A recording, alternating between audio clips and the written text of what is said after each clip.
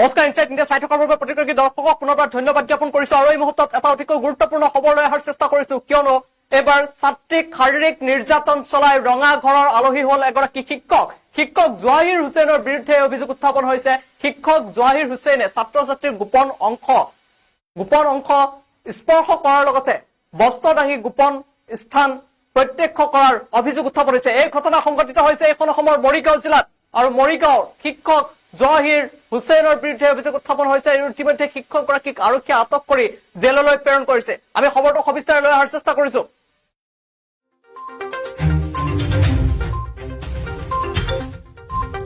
ছাত্ৰীক শাৰীৰিক নিৰ্যাতন চলাই ৰঙা ঘৰৰ আলহী হল শিক্ষক জৱাহিৰ হুছেইনৰ বিৰুদ্ধে উত্থাপিত হৈছে ছাত্ৰীক নিৰ্যাতন চলোৱাৰ অভিযোগৰ পিছতেই শনিবাৰে ক্ষিপ্ত একাংশ অভিভাৱকে মাৰপিট কৰে শিক্ষকগৰাকীক।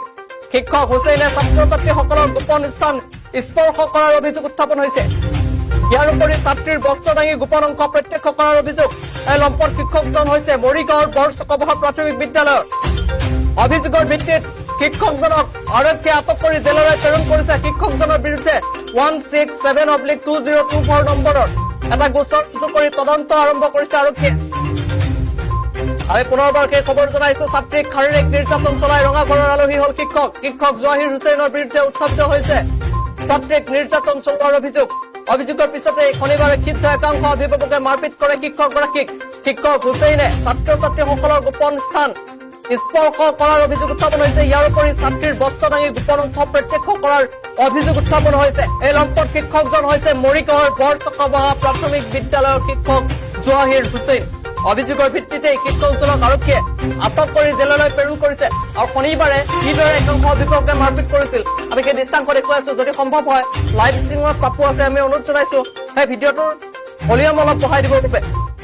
আৰু এইদৰে শিক্ষকগৰাকীক শনিবাৰে মাৰপিট কৰে।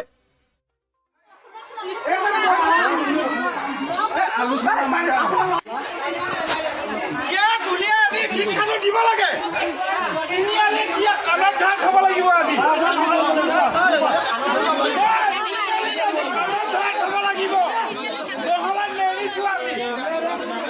ছোৱালীকে নহয় দুজনীক দি পেলাই তেনেকুৱা কৰিছে।